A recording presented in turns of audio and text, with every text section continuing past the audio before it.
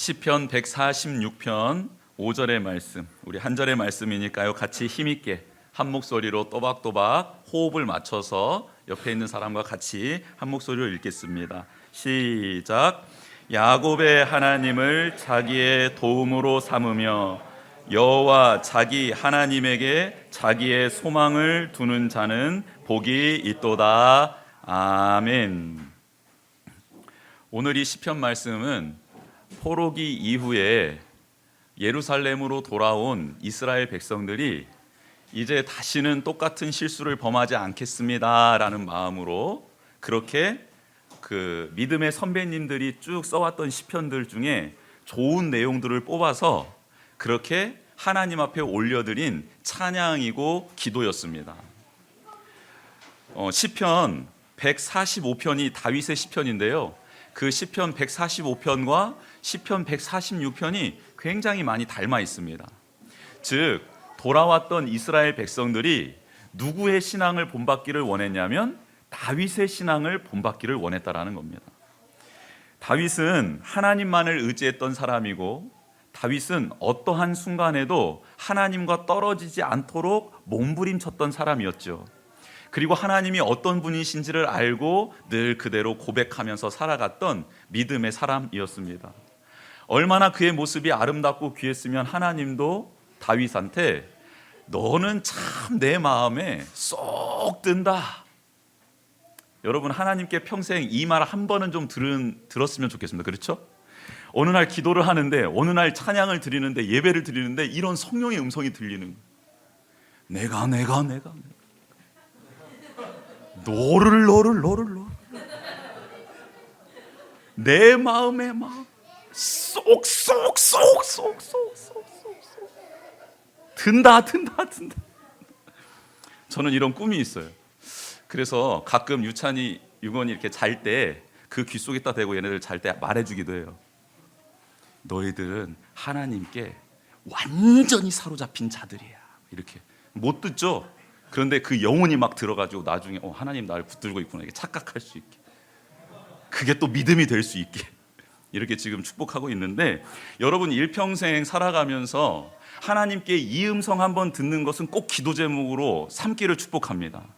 야, 너 진짜 내 마음에 너무너무 쏙 든다. 여러분, 사람도 사람이 마음에 들 때 막 그것을 표현할 때 어떻게 표현해요? 내 마음에 합한 자, 쏙 드는 자, 너무 기쁜 자를 만났어요. 그러면 나 너 만나서 기뻐 이래요? 아니면 어찌할 바를 모릅니까? 어찌할 바를 모르죠? 하나님이 여러분 보시고 어찌할 바를 모르셨으면 좋겠어요. 어떻게 하지 얘를? 어떻게 하지? 막 이렇게. 그런데요, 다윗이 그런 사람이었다라는 거예요. 이스라엘 백성들은 다 알고 있었습니다. 다윗을 하나님이 얼마나 사랑하셨는지, 얼마나 기뻐하셨는지. 그래서 포로 생활을 하고 돌아온 이스라엘 백성들이 그 다윗이 고백했던 하나님을 나도 고백하고, 그 다윗이 의지했던 하나님을 나도 바로 알고 의지하고, 이제 그 하나님의 다스리심을 충만히 받아야겠다라고 서원하는 마음으로, 선언하는 마음으로, 고백하는 자세로 시편 146편을 기록했다라는 것입니다. 여러분, 그런데 회복했던, 돌아왔던 이스라엘 백성 앞에 펼쳐진 세상은, 예루살렘 성은, 그 땅은요, 하나님의 말씀처럼 온전하게 회복된 게 아니었습니다. 들짐승들이 예루살렘을 누비고 있었고요, 성벽은 지었지만 그 성 안에 있는 집들은 다 황폐해져 있었습니다. 그들의 땅은 돌들로, 잡초들로 무성해져 있었다라는 것입니다. 그런데 그 자리에서 돌아온 이스라엘 백성은 다시 원망하고 불평하는 길을 선택하지 않고 이제는 그 하나님을 온전히 찬양하고 닮고 따르고 의지하겠습니다라는 그 길을 선포했다라는 것입니다. 회복을 경험한 이스라엘 백성, 이제 노예 상태에서 풀려난 이스라엘 백성은 이제 그 은혜를 회복한 자답게 자신의 삶의 자세를 수정해 가기 시작합니다. 여러분, 찬양을 통해, 기도를 통해, 예배를 통해, 샘 나눔을 통해 하나님은 여러분들에게 회복의 은혜를 베풀어 주시는 줄 믿습니다. 그 은혜를 경험한 자답게 이제 앞으로 어떻게 살아가야 될까? 여러분, 오늘 말씀을 통해 그 진리, 그 하늘의 지혜를 깨닫기를 원합니다. 따라해 보겠습니다. 먼저는 스스로 찬양하기입니다. 따라해 보겠습니다. 스스로 찬양하기. 스스로 찬양하기. 이스라엘 백성은 그동안 제사장이, 왕이 찬양하는 것, 고백하는 것, 하나님을 섬기는 것을 따라했던 사람들이었습니다. 한 번도 스스로 먼저 하나님을 찬양한 적이 없었고요, 하나님을 사랑한다고 고백한 적이 없었고요, 하나님 말씀 따라가겠습니다, 순종하겠습니다라고 스스로 결단한 적이 한 번도 없었다라는 겁니다. 늘 수동적인 신앙의 모습이었습니다. 어떤 하나님의 사람이 나타나 강력하게 선포하고 하나님의 진리를 외쳤을 때 죄를 깨닫고 잠깐 하나님을 따라가는 척 했던 것이 이스라엘 백성이었습니다. 그렇게 수동적으로 신앙생활했던 것은 언제나 순식간에 식어버렸습니다. 그래서 하나님의 기적을 맛보았습니다. 하나님의 능력을 맛보았습니다. 하나님의 회복의 능력, 기적을 체험했음에도 불구하고 그들은 금방 하나님을 떠나버렸습니다. 하나님을 부인했습니다. 믿음의 선배님들 가운데 신실하게 믿음을 지켜갔던 부모를 두었던 다음 세대 자녀들이 그만 하나님을 자신의 구원자로 인격적으로 고백하지 못하고 떠나버린 자녀 세대들이 성경에 기록되어져 있습니다. 또 어떤 사람은 이제 믿음의 1세대였음에도 불구하고 이제 막 하나님을 영접했는데 그 하나님을 믿고자 노력하며 수고하며 애쓰며 그 자녀에게 신앙교육하기를 게을리하지 않았던 믿음의 선배님들 중에는 예수 그리스도의 계보 안에 들어간 믿음의 사람들도 있었습니다. 수동적인 신앙생활이 아닌 자신의 하나님으로 고백하며 그렇게 적극적으로 능동적으로 신앙생활하는 하나님의 사람들은 하나님이 기억하셨고 그들을 끝까지 보호하시며 친히 인도해 주셨다라는 것입니다. 이스라엘 백성은 돌아와서 깨달았습니다. 언제까지나 우리는 아브라함의 하나님, 이삭의 하나님, 야곱의 하나님을 찬양할 것이 아니라 이제는 그들의 하나님을 나의 하나님으로 삼자라는 것을 깨닫게 되었다라는 것입니다. 한경직 목사님의 하나님, 손양원 목사님의 하나님, 어떤 위대한 나의 믿음의 선배의 하나님, 나의 조부모와 나의 부모의 하나님이 아니라 이제 나의 하나님이 되었으면 좋겠다. 이제는 스스로 내가 하나님을 찬양하고 스스로 하나님을 따르고 스스로 하나님께 영광 돌리는 능동적인 신앙인이 되어야겠다라고 결단했다라는 것입니다. 오늘 본문은 그래서 야곱의 하나님을 이제는 자기의 도움으로 삼겠다라고 고백을 합니다. 여호와를 자기 하나님으로 삼고 자기의 소망을 두는 자, 이제 그분을 나의 소망으로 삼겠다라고 선포하고 있는 것입니다. 여러분, 이제 그 누군가의 하나님이 아니라 여러분의 하나님이 되시기를 주님의 이름으로 축복합니다. 누구의 도움을 받아 교회에 나오는 자가 아니라 스스로 하나님 아버지 앞에 나아가기를 갈망하고 애쓰는 여러분이 되기를 주님의 이름으로 축복합니다. 이스라엘 백성은 스스로 하나님을 찬양하겠다라고 선포하며 또 한 가지 선포하며 하나님께 약속을 하는데 그 내용이 시편 146편 2절에 나와 있습니다. 나의 생전에 여호와를 찬양하며 나의 평생에 내 하나님을 찬송하리로다. 일시적으로 하나님을 찬양하겠다라고 말하지 않고요, 이제는 영원토록 내 생명이 다하는 그날까지 평생 하나님을 찬양하길 원합니다라고 결단합니다.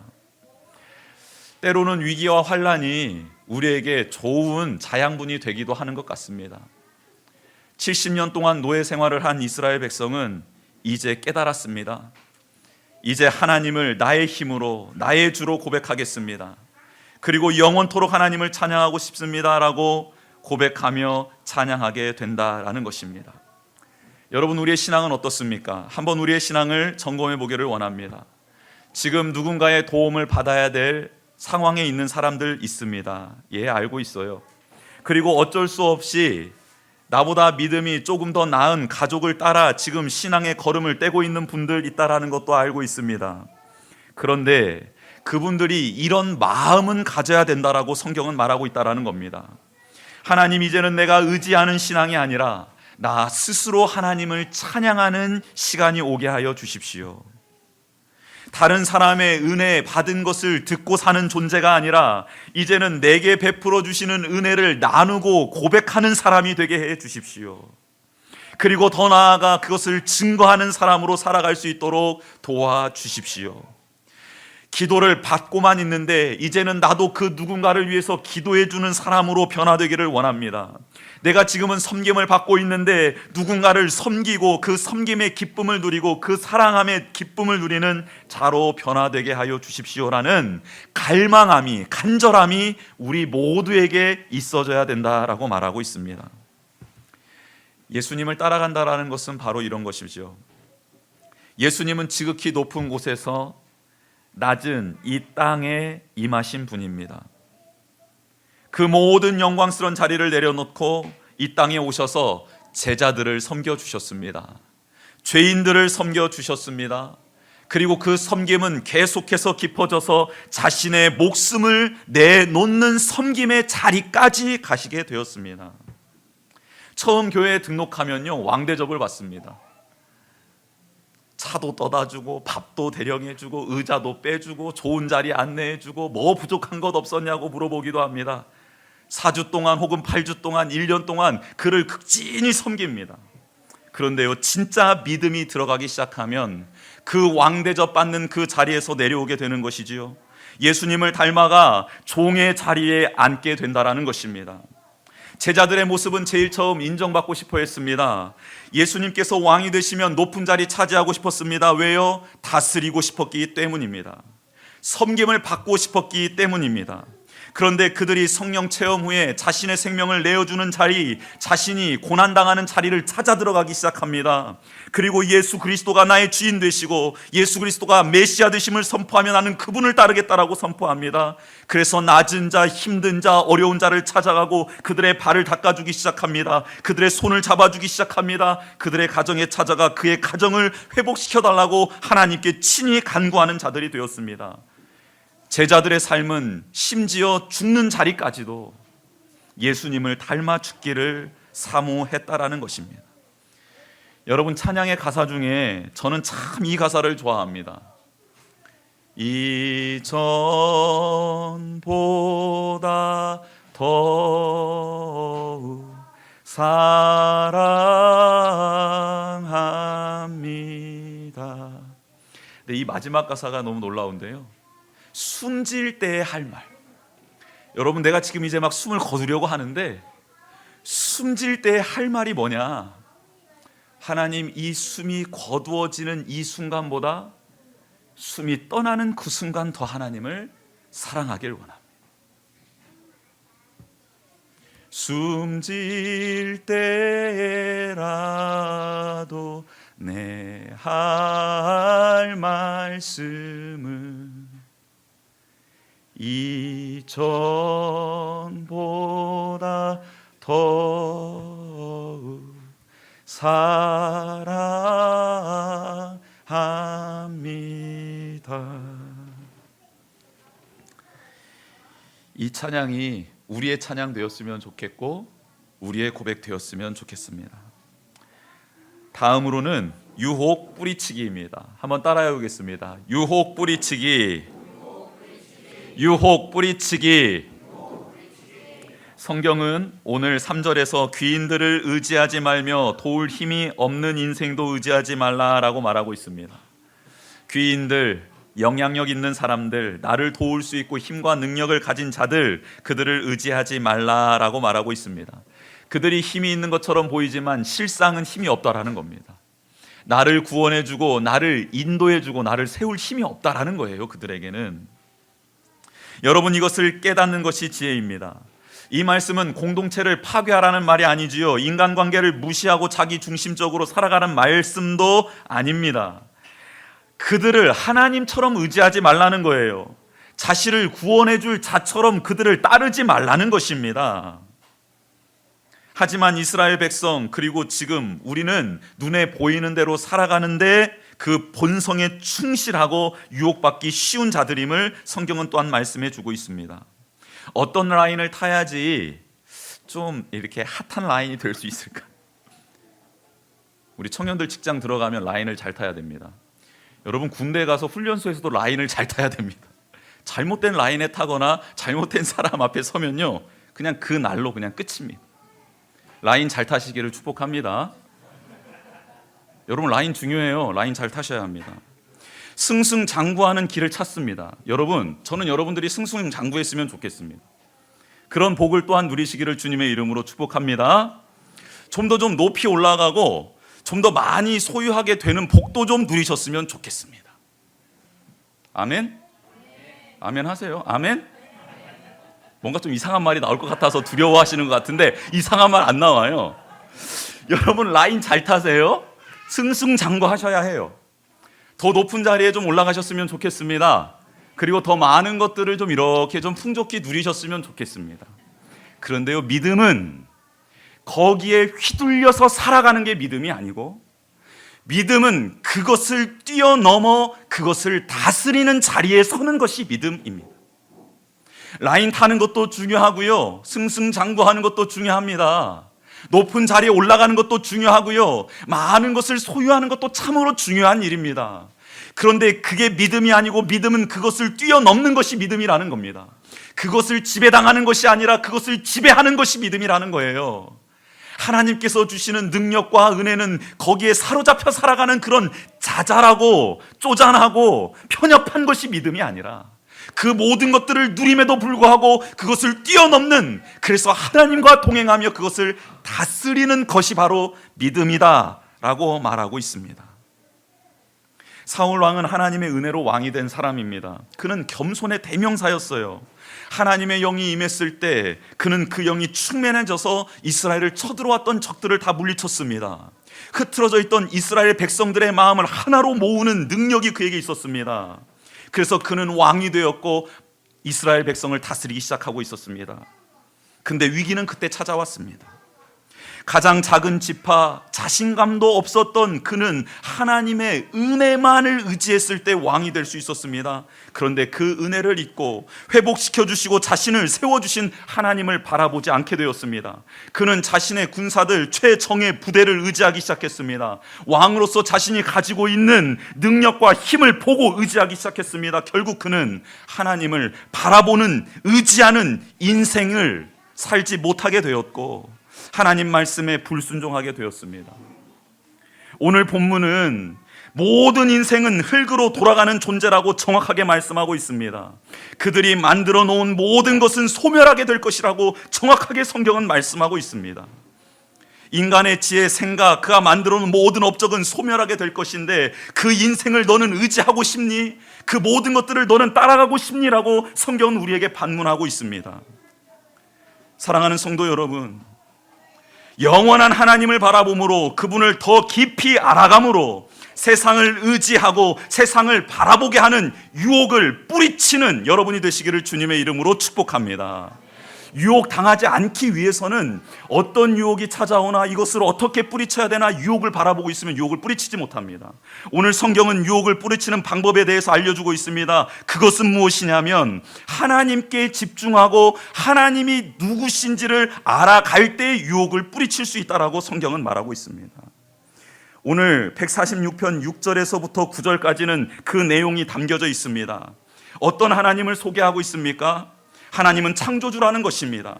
하나님은 신실하신 분이라는 것입니다. 하나님은 전능하시고 신실하실 뿐만 아니라 우리를 긍휼히 여기시고 사랑해 주시는 분이라는 것입니다. 억눌린 자의 억울함을 풀어주시는 분, 줄인 자의 배고픔을 달래주시는 분, 갇힌 자에게 자유를 주시는 분, 안 못 보는 자를 고쳐주시는 분, 비굴한 자에게 용기를 주시는 분, 나그네를 보호해 주시고 고아와 과부를 붙들어 주시는 분이라고 성경은 하나님을 찬양하고 있습니다. 악인들의 횡포를 그대로 보시지 않고 그 길을 굽게 하시는 분이라고 정의의 하나님, 공의의 하나님을 선포하고 있습니다. 여러분, 이스라엘 백성은 회복되어서 눈앞에 펼쳐져 있는 수많은 유혹거리들을 뿌리치기 위하여 그들이 집중했던 것은 여호와 하나님이 누구신지를 찬양했고 여호와 하나님이 어떤 분이신지를 자신의 삶에 들어오신 하나님을 발견하기에 애썼고 그 하나님을 높여드리고 찬양하고 마음속에 새겨두는 일에 애쓰고 힘썼다라는 것입니다. 예수님은 의인을 위하여 오신 분이 아니십니다. 죄인을 위하여 오신 분이십니다. 저와 여러분을 위해서 오신 분이시죠. 병든 자, 소외된 자, 약자, 괴로움과 절망 가운데, 그 상황 가운데 허덕이며 있는 자들을 풀어주시기 위하여, 감정의 감옥에서, 상황의 감옥에서, 관계의 감옥에서, 절망의 감옥에서 우리를 풀어주시기 위하여 오신 분이시라는 것입니다. 자신이 죄인임을 인정하는 사람만이 그 구원자 되신 예수님을 만날 수 있습니다. 저를 도와주십시오라고 간청하는 자만이 그 주님을 만날 수 있습니다. 여러분, 아는 것과 그 아는 것을 살아내는 것의 차이, 그 어간에, 그 사이에 뭐가 있냐면 간절함이 있습니다. 간절함. 아는 것과 살아내는 것 사이에는 간절함이 있어요. 간절하면 살아내지고요, 간절하면 그것을 소유하게 되고요, 간절하면 그걸 느끼게 되고요, 간절하면 깨닫게 되고요, 간절하면 고백하게 되는 것입니다. 여러분, 그 간절함이, 목마름이, 갈망함이 여러분에게 충만하게 있기를 주님의 이름으로 축복합니다. 마지막으로는 다스림 받기입니다. 한번 따라해 보겠습니다. 다스림 받기. 다스림 받기. 여러분, 누구한테 다스림 받는 거 좋아요, 싫어요? 너 이쪽으로 가, 그러면 이쪽으로 가고, 너 이쪽으로 가, 그럼 저쪽으로 가고. 여러분, 우리 아이들이 부모님한테 다스림 받기를 너무너무 싫어한대요. 통제하는 건 너무너무 싫어한대요. 그래서 제발 나를 자유하게 풀어주세요 라고 외치잖아요. 여러분, 이게 인간의 본성입니다. 그래서요, 사장이 되고 싶어 하는 거예요. 사장 되면 뭐 할 수 있습니까? 다스릴 수 있고 지배 될 수 있잖아요. 그래서요, 구멍가게 사장이라도 사장 되고 싶은 거예요.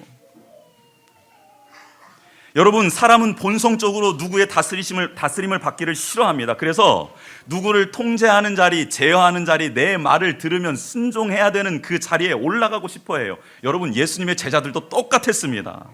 그래서 그들은 그 문제로 늘 다투었어요.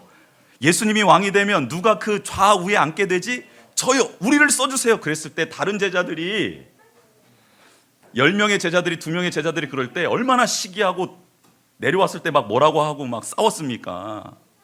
여러분, 이게 본성이에요. 본성. 그래서 제자들은 더 많이 소유하고 더 많은 관심과 인기를 누리기 위해 예수님이 주신 귀신을 쫓아내고 병 고치는 은사들을 마구마구 사용했습니다. 그런데 그 모습이 과연 제자들만의 모습일까요? 아니지요. 바로 우리들의 모습이기도 합니다. 그런데 이스라엘 백성은 더 심각했다라는 거예요. 하나님이 주신 가나안 땅에 들어가서 하나님이 맺게 해주신 열매를 따먹고 하나님이 그냥 거저주신 성읍들에 살면서 말입니다, 그들은 하나님보다 더 높아지기를 원했다라는 거예요. 즉, 하나님은 자신의 말을 듣는 신하의 자리에 놓고 이거 해주세요 하면 해주고 저거 해주세요 하면 해주는, 그렇게 하나님을 자기보다 낮게 여기며 하나님을 신하처럼 종처럼 부리고 있었다라는 것입니다.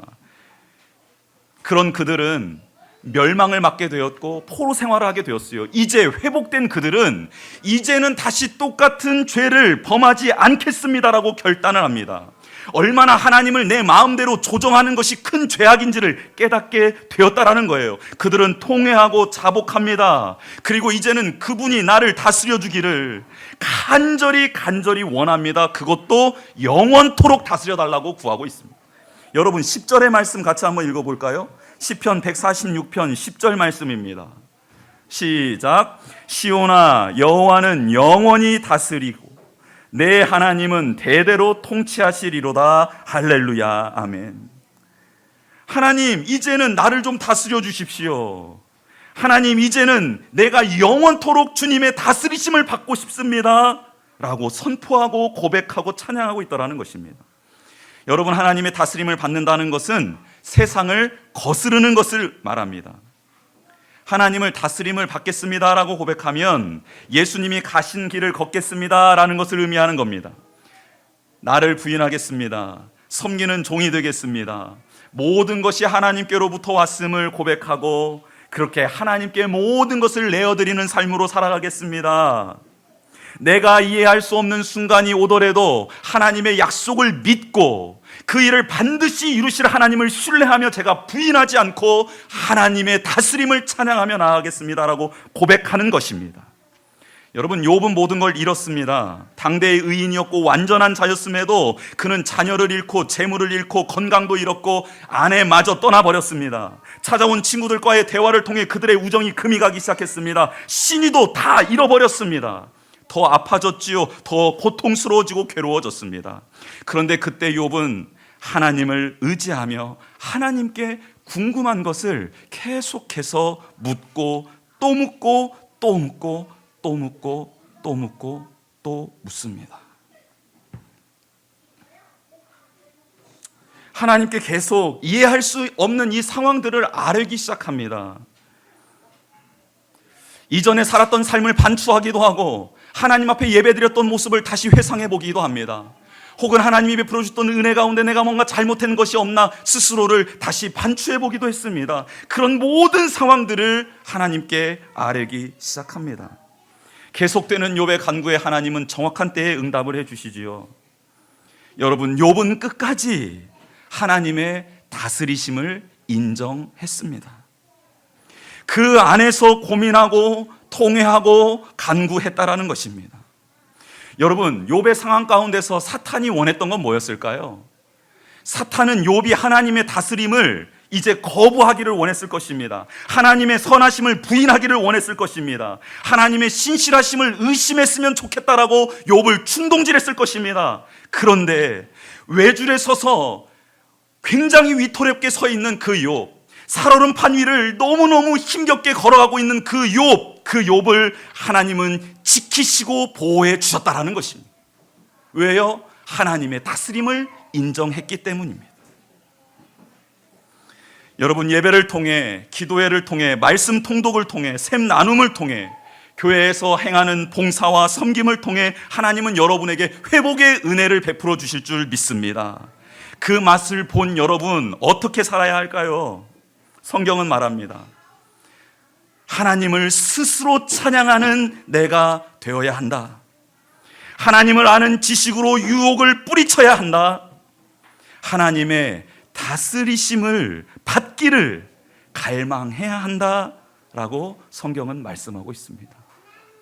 이 하나님의 지혜의 말씀 붙들고 승리하는 저와 여러분 되시기를 주님의 이름으로 축복합니다.